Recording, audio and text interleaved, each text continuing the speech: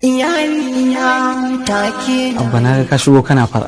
Wata kwangila da na taɓa baku labarin mai girma gwamna zai bani, an bani ita. So nake kawai ka saya min gida a Dubai. Ni kuma Abba Bugatti nake so ka saya mun. Ni private jet nake so ka saya min grade.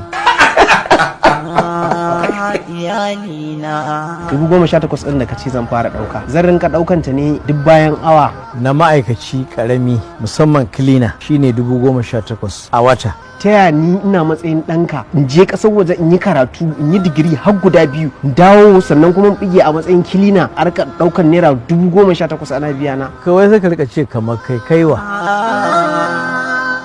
Inda ka da mutum sai ka nemi ka zabga masa maula. Maula sana'a ta kenan, ni da ita nake cin abinci ko a mafarki kuka da ni nemi abun bani tun wuri saboda mu rabu lafiya. Na ce ku ne garin nan ko ku ne idan binni.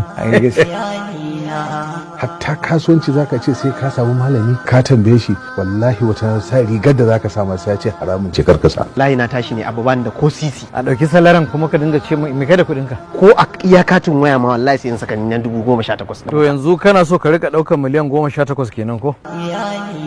Ai shi talaka ba dan goyo bane. Ka san tsakanin talaka da mai kuɗi ba fa a shiri dama. Duk inda mai kuɗi wuce sai ka ji talaka ya zage shi. In ba aminin ka ba babu wanda za a je a ci maka mutunci a zage ka ya zo ya faɗa maka. Kyas in naji an faɗa a kanka. Dai ba alheri bane zan zo in gaya maka kuwa. Ina so ku samo min mutumin kuma wanda kuka san komai game da shi, kuka san shi bakan front. Duk wata tambayar da na yi muku a kansa lalle kuna da amsarta. Kwana 2 idan kuka gota kwana 2 ko da awa 2 kun waɗi. Sunan waye dace mu kai? Baba mana.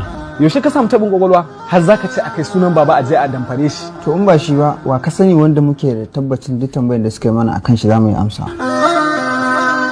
Waye wannan? Miskini ne. Yalo ne dan yangwal ne na. Dan yangwal? Taimaka mana saboda Allah da Allah wuce kai ba mu da canji na.